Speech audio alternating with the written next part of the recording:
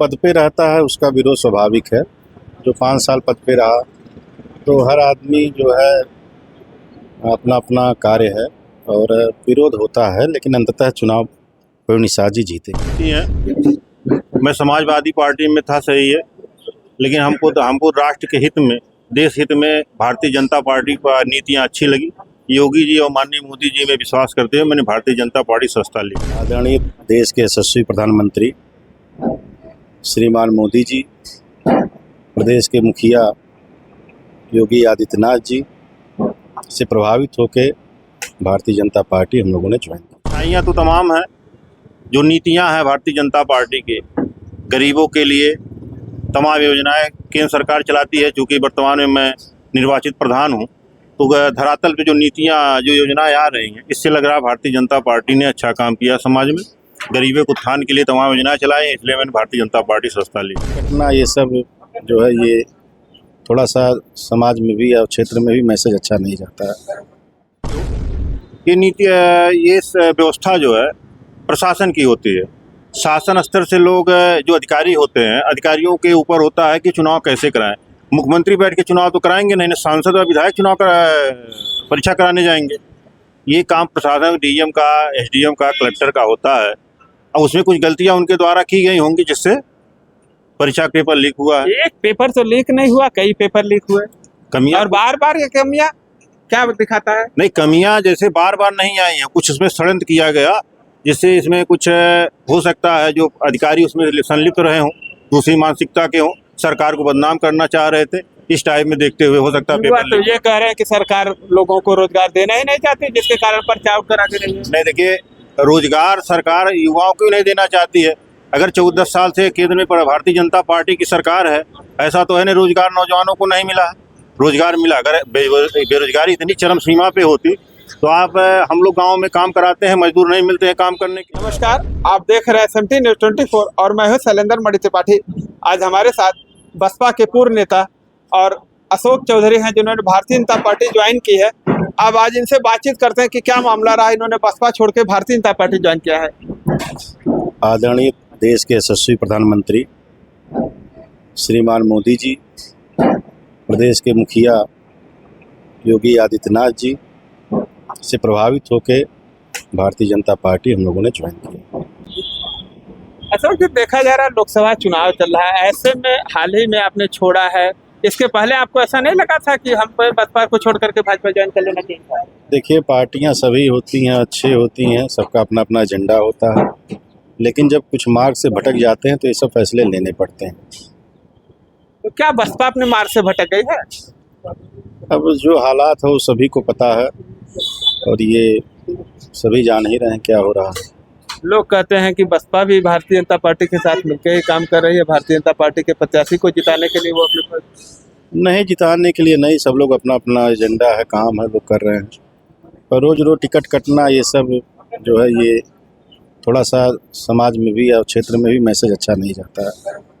लोकसभा चुनाव चल रहा है, ऐसे में संत कबीर नगर जिले में पूर्व सांसद प्रवीण निषाद इस बार फिर प्रत्याशी बनाए गए हैं। जनता में इनको देखा जा रहा है कि काफी रोष है जनता में इनको लेकर के। जो पद पे रहता है उसका विरोध स्वाभाविक है। जो 5 साल पद पे रहा तो हर आदमी जो है अपना अपना कार्य है और विरोध होता है, लेकिन अंततः चुनाव कोई निषाद जी जीतेंगे। क्षेत्र की जनता ये कहती है कि हम इनको देखे नहीं 5 साल, ये कभी क्षेत्र में नहीं आए। नहीं, ऐसा नहीं है। जहाँ लोग बुलाते हैं जाते हैं और दौड़ा भी करते हैं, अंडरपास बनवाया, सड़कें बनी हैं, काम हुए हैं और ठीक है, कोई बहुत समस्या नहीं है। और जनता, देखिए, चुनाव हमेशा संगठन और कार्यकर्ता लड़ते हैं और निश्चित ही यहाँ कमल खिलेगा। एक देखा जा रहा है कि निषाद समाज से 2 लोग प्रत्याशी यहाँ पे हैं, तो क्या लगता है कि निषादों के वोट में बंटवारा होगा?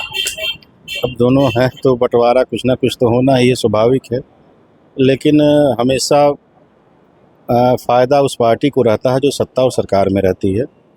अगर आज कहीं पैरवी करनी है, कहीं जाना है, तो निश्चित रूप से माननीय संजय निषाद जी ही पैरोकारी करते हैं और सत्ता में रहने का समाज को फ़ायदा मिलता है। महंगाई और अन्य मुद्दों को लेकर जनता काफ़ी परेशान, तो ऐसे में क्या लगता है कि लोग भारतीय जनता पार्टी के प्रत्याशी या भारतीय जनता पार्टी को वोट देंगे? देखिए, महंगाई तो पूरी दुनिया की समस्या बनी हुई है हर जगह लड़ाइयाँ ये सब चल रहे हैं, तो उसका तो असर रहेगा ही। विरोधी दल के लोग ये कह रहे हैं कि भारतीय जनता पार्टी सिर्फ पूंजीपतियों को बढ़ावा देती है। नहीं, ऐसा नहीं है, पूंजीपतियों को बढ़ावा देती है। ऐसे बहुत से लोगों को भारतीय जनता पार्टी ने टिकट दिया है जो साधारण कार्यकर्ता रहे हैं, और उनको जो है सदन में भेजने का कार्य किया है। अभी देखा गया कि मोहम्मदपुर कठार में जिस तरह की घटना हुई है, उसके बाद आप कांटे में देख लीजिए, फिर इधर एक मामला और चल रहा जो माननीक वाला, तो क्या लगता है कि इसके बावजूद भी जनता प्रवीण निषाद को वोट देगी? देखिए, व्यक्तिगत मामले हैं, व्यक्तिगत मामले से जनता कोई सरोकार नहीं होता है। जनता ये नहीं देखती है, हमारे साथ कोई घटना कोई हुआ तो ये हमारी व्यक्तिगत मामले हैं।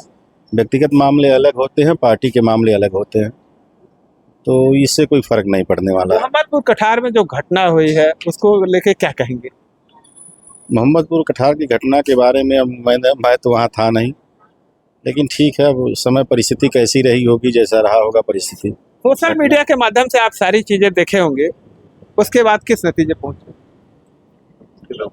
अंततः प्रवीण निषाद जी सांसद होंगे। किसी एक घटना के होने से कोई फर्क नहीं पड़ने वाला है, कमल यहाँ खिलेगा। चलिए, तो अभी देखिए आपकी अशोक जी बता रहे हैं कमल खिलेगा। बहरहाल हमारे साथ प्रधान जी हैं कौशल चौधरी, और ये भी समाजवादी पार्टी के जिला उपाध्यक्ष रहे। इन्होंने समाजवादी पार्टी को छोड़ के भारतीय जनता पार्टी ज्वाइन किया है, तो क्या कहना चाहेंगे, आपने क्यों भारतीय जनता पार्टी ज्वाइन की?